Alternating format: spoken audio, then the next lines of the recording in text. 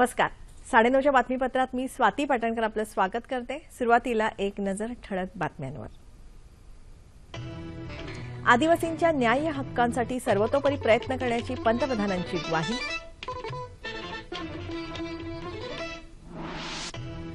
पाकिस्तानच्या कुरापतखोर कारवाया सुरूच. आज पुन्हा जम्मू काश्मीरात राजौरी इथे दहशतवाद्यांचा गोळीबार. भारताचं सडेतोड प्रत्युत्तर.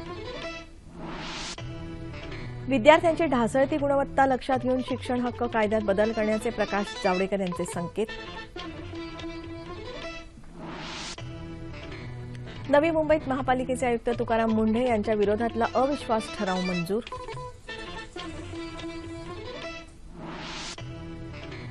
चौथ्या आशियाई हॉकी स्पर्धेतल्या आजच्या सामन्यात भारताचा चीनवर दणदणीत विजय.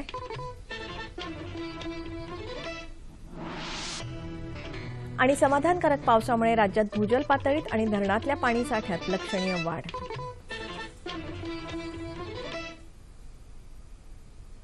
आणि आता सविस्तर वृत्त. आदिवासींचा बळी देऊन नैसर्गिक स्रोतांचं शोषण करणं योग्य नाही असं पंतप्रधान नरेंद्र मोदी यांनी म्हटलं आहे. आज नवी दिल्लीत पहिल्या राष्ट्रीय आदिवासी महोत्सवाचं उद्घाटन करताना ते बोलत होते. आदिवासी आहेत म्हणून आपल्या इथली वनं टिकली आहेत. त्यांची जमीन हिरावून घेण्याचा अधिकार कुणालाही नाही. आदिवासींना त्यांचे हक्क मिळावेत यासाठी आम्ही प्रयत्नशील राहू असं ते म्हणाले.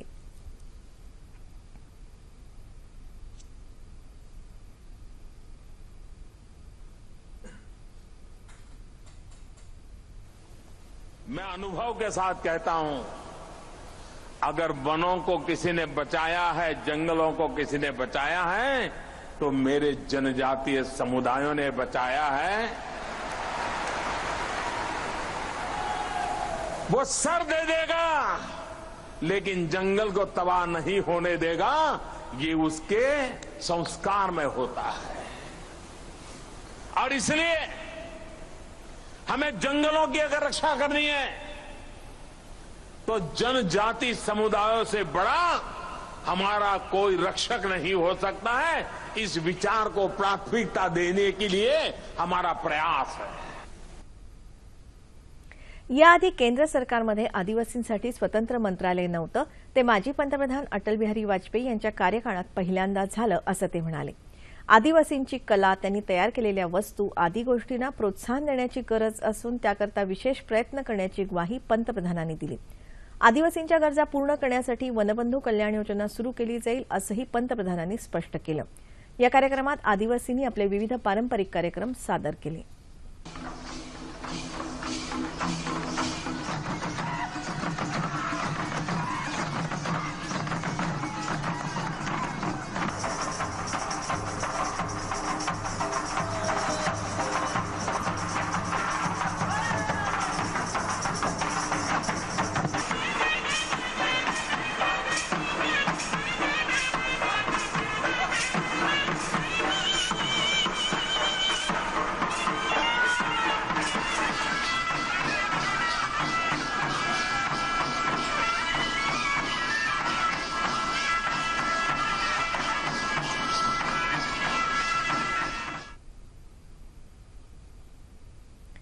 पाकव्याप्त काश्मीरमध्ये भारतानं लक्ष्यभेदी हल्ले करून दहशतवाद्यांचे काही तळ उद्ध्वस्त केल्यानंतर पाकिस्तानला शहाणपण येईल ही अपेक्षा वारंवार फोल ठरत आहे.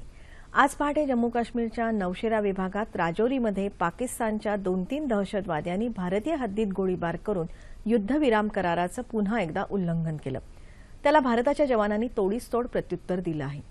पाकिस्तानच्या या हल्ल्यात भारताचं अद्याप तरी काही नुकसान झाल्याचं वृत्त नाही.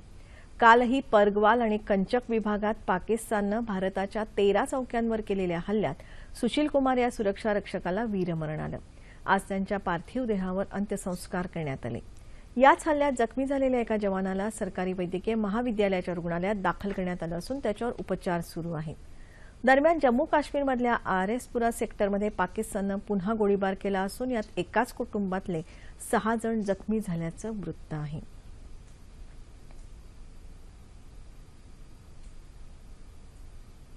सैन्याला दिला जाणारा निधी हा कुठल्याही प्रकारची जबरदस्ती न करता स्वेच्छेनं दिला जावा असं मत संरक्षण मंत्री मनोहर पर्रिकर यांनी व्यक्त केलं आहे. मनसेनं चित्रपट निर्मात्यांना सैनिक कल्याण निधीला दान देण्याबाबत सांगितल्यानंतर सुरू असलेल्या वादाच्या पार्श्वभूमीवर ते आज नवी दिल्लीत बातमीदारांशी बोलत होते. दरम्यान चित्रपट निर्मात्यांनी सैनिक कल्याण निधीला 5 कोटी रुपये द्यायला आपला विरोध होता असं स्पष्टीकरण मुख्यमंत्री देवेंद्र फडणवीस यांनी दिलं आहे। ते काल मुंबईत वृत्तसंस्थेशी बोलत होते। मनसे प्रमुख राज ठाकरे यांनी 3 पर्याय दिले होते, त्यापैकी इतर 2 पर्यायांना कोणाचाही आक्षेप नव्हता। ज्यावेळी 5 कोटी रुपयांचा पर्याय समोर आला त्यावेळी आपण निर्मात्यांना हे स्पष्ट केलं होतं की हा पर्याय स्वीकारणं त्यांना बंधनकारक नाही, मात्र निर्मात्यांनी हाच पर्याय स्वीकारला अशी माहिती मुख्यमंत्र्यांनी दिली। केंद्र सरकार जातींवर आधारित भेदभाव करत नाही, अंत्योदय हे तत्व डोळ्यांसमोर ठेवून शेवटच्या माणसापर्यंत विकास पोहोचवण्यासाठी केंद्र सरकार कटिबद्ध आहे अशी ग्वाही माहिती आणि प्रसारण मंत्री व्यंकय्या नायडू यांनी दिली। नवी दिल्लीत सीआयआयच्या वतीनं आयोजित बिग पिक्चर समिट या परिषदेत ते आज बोलत होते। देशात सकारात्मक बदल होत असून अर्थव्यवस्था सक्षम होत आहे असं ते म्हणाले।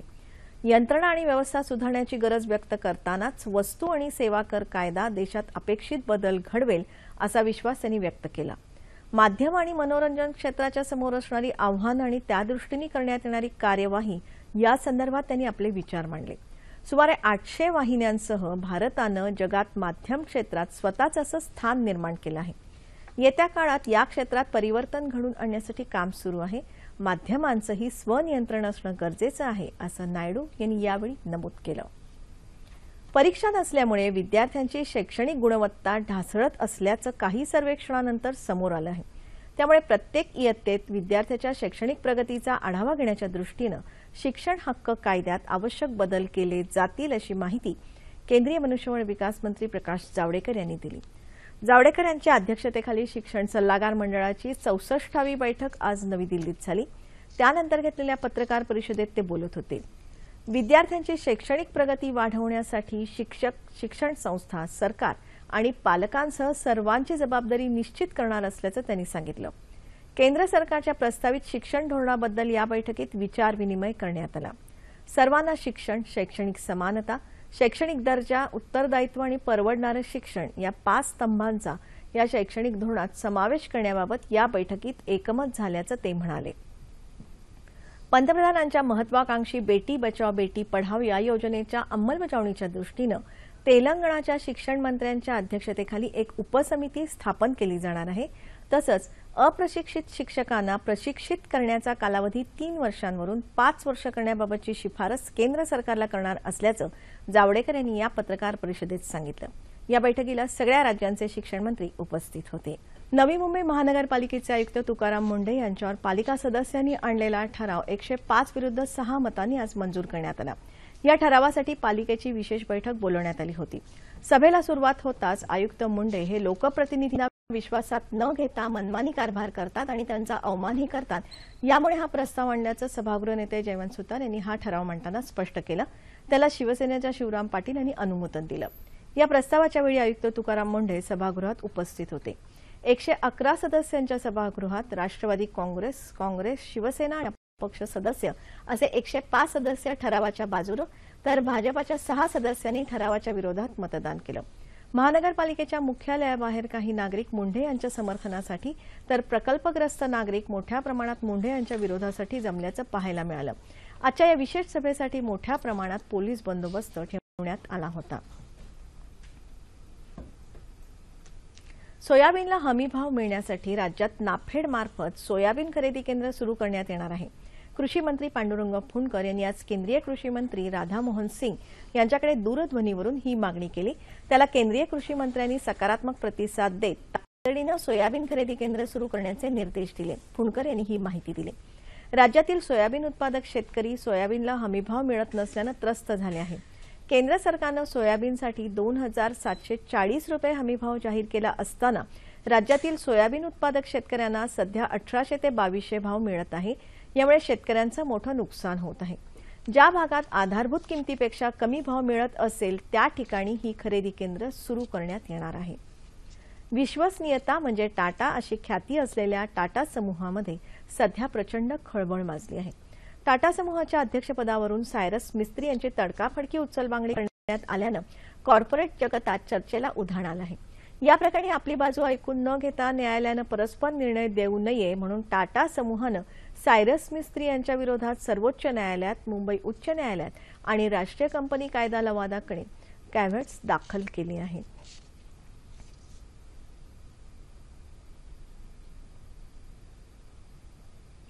सायरस मिस्त्री यांची टाटा समूहाच्या अध्यक्षपदावरून झालेली उचलबांगडी आणि टाटा आणि सायरस मिस्त्री यांनी परस्परांविरुद्ध न्यायालयात दाखल केलेली कॅव्हेट्स यांचं स्पष्ट प्रतिबिंब शेअर बाजारावर पडलं. गुंतवणूकदारांनी टाटांच्या कंपन्यांमधले शेअर्स विकल्यानं मुंबई शेअर बाजार आणि राष्ट्रीय शेअर बाजार अर्थात निफ्टी यांच्या निर्देशांकात घसरण झाली. परकीय गुंतवणूकदारही चिंतित झाल्यानं त्याचाही शेअर बाजाराच्या निर्देशांकावर विपरीत परिणाम झाला. Tata steel, Tata Motors, Tata power आणि टीसीएस या कंपन्यांमधले शेअर्स जास्त प्रमाणात विकले गेल्याचं वृत्त आहे. यंदा उसाला प्रति टन 3200 रुपयांची पहिली उचल विनाकपात द्यावी अशी मागणी खासदार राजू शेट्टी यांनी केली आहे. आज जयसिंगपूर इथे स्वाभिमानी शेतकरी संघटनेच्या 15व्या ऊस परिषदेत ते बोलत होते. ज्या कारखान्यांनी 2015-16 सालची एफआरपीची रक्कम दिलेली नाही त्यांच्या विरोधात फौजदारी गुन्हे दाखल करावेत, शेतीसाठी स्वतंत्र अर्थसंकल्प सादर व्हावा, ऊसावरचा खरेदी कर माफ करावा, ऊस वाहतूकदार महासंघ स्थापन करून वाहतुकीचे दर निश्चित करावेत, या मागण्यांचे ठराव या परिषदेत करण्यात आले. ऊस दराच्या बाबतीत येत्या 5 तारखेपर्यंत राज्य सरकारनं तोडगा काढावा असं आवाहन त्यांनी केलं. कोपर्डी प्रकरणाच्या दोषींना त्वरित फाशी व्हावी, मराठा समाजाला आरक्षण मिळावं, शेतकऱ्यांना पूर्ण कर्जमाफी द्यावी तसंच शेतकऱ्यांसाठीच्या स्वामीनाथन आयोगाच्या शिफारसी लवकरात लवकर लागू कराव्यात या मुख्य मागण्यांसह इतर मागण्यांसाठी आज नागपुरात मराठा क्रांती मूक मोर्चा काढण्यात आला. रेशीम बाग ते कस्तुरचंद पार्कपर्यंत अतिशय शिस्तबद्ध आणि शांततेत हा मोर्चा काढण्यात आला. या मोर्चात मराठा समाज मोठ्या प्रमाणावर सहभागी झाला होता. रत्नागिरी जिल्ह्यात चिपळूण इथे मुस्लिम समाजानं आज तहसील कार्यालयावर मोर्चा नेला. जमियत उलमा हिंदच्या वतीनं हे आंदोलन करण्यात आलं. शिक्षण, सरकारी आणि निमसरकारी नोकर भरतीमध्ये मुस्लिम समाजाला 5% आरक्षण मिळावं, मुस्लिम पर्सनल कायदा कायम ठेवावा या मोर्चेकऱ्यांच्या मागण्या होत्या. त्यानंतर अण्णासाहेब खेडकर क्रीडा संकुलात मोर्चाचं सभेत रूपांतर झालं.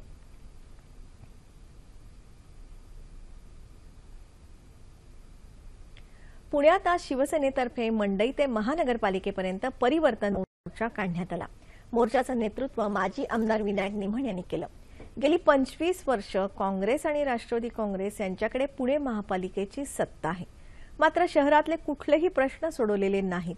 विकास कामं करताना विश्वासात घेतलं जात नाही. त्यामुळे आता परिवर्तनाची गरज आली आहे असं या मोर्चेकऱ्यांचं म्हणणं होतं.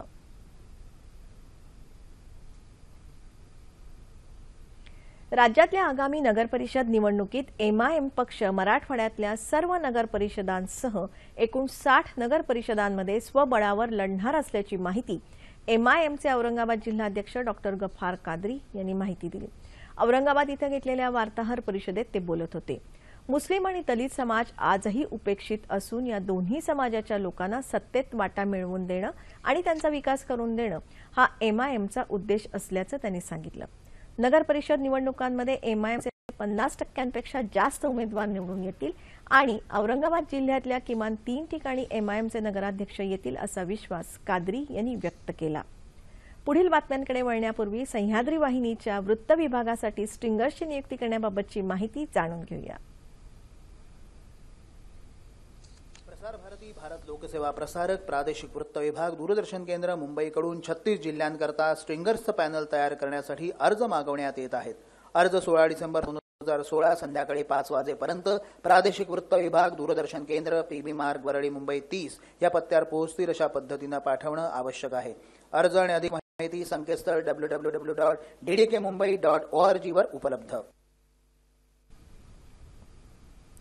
मलेशियात सुरू असलेल्या 4थ्या आशियाई हॉकी अजिंक्यपद स्पर्धेत आज भारतानं चीनवर 9-0 अशी मात करून हा सामना जिंकला. आकाशदीप सिंग, युसुफ अफान, जसजित सिंग कुमार यांनी प्रत्येकी 3 गोल करत भारताला विजय मिळवून दिला. या स्पर्धेतल्या 4 सामन्यातून आता भारताच्या खात्यात 10 गुण जमा झाले आहेत. या आधीच्या सामन्यात पाकिस्तानला धूळ चारल्यानंतर भारतीय संघाचा आत्मविश्वास वाढला होता. त्याचाच प्रत्युत्तर भारताच्या आजच्या खेळात आलं. उद्या भारताचा सामना यजमान मलेशियाच्या संघाबरोबर होणार आहे.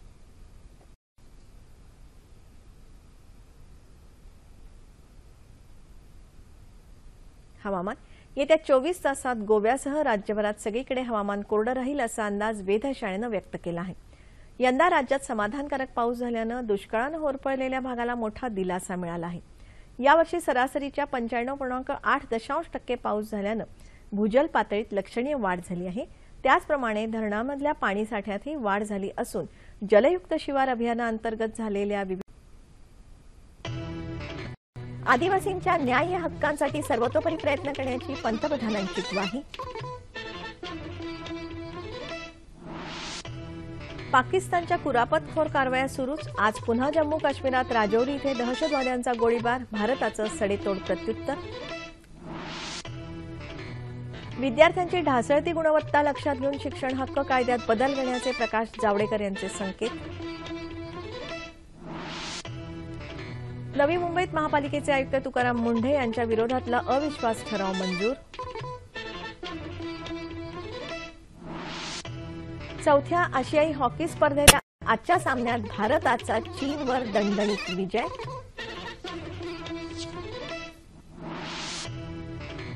आणि समाधानकारक पावसामुळे राज्यात भूजल पातळीत आणि धरणातल्या पाणीसाठ्यात लक्षणीय वाढ।